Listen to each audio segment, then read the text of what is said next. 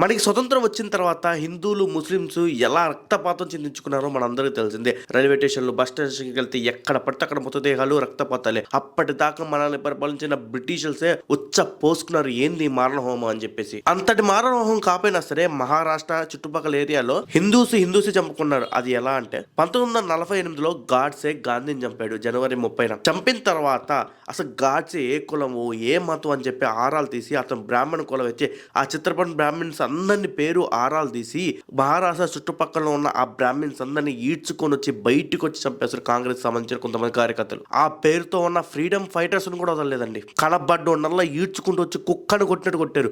ఇప్పటికే ఆ వాసన ఆ మహారాష్ట్ర చుట్టుపక్కల ప్రాంతాల్లో మీకు కనబడుతూనే ఉంటుంది. ఎక్కువ మంది వాదులు ఏం చెప్తారంటే గాంధీ వారసులు అండ్ కాంగ్రెస్ కార్యకర్తలు ఇదంతా చేశారు, కాంగ్రెస్ పార్టీ వెనక నుంచే చేపించింది ఇది కావాలని చెప్పేసి అని కొంతమంది వాదనలు ఎందుకు కొన్ని అరెస్టులు కూడా జరిగినాయి. అందులో కాంగ్రెస్ సంబంధించిన నాయకులు కూడా ఉన్నారు. ఇదంతా నేను ఎందుకు చెప్తున్నా అంటే ఆ రోజు చనిపోయిన 8,000 మంది బ్రాహ్మిన్స్ లో చాలా మంది ఫ్రీడమ్ కోసం ఫైట్ చేసిన వాళ్ళు ఉన్నారు. కొంతమంది బ్రాహ్మిన్స్ కావాలని లోయర్ కాస్ట్ వాళ్ళని ఆడుకున్న మాట నిజమే, వాళ్ళు తక్కువ చేసి చూసిన మాట నిజమే.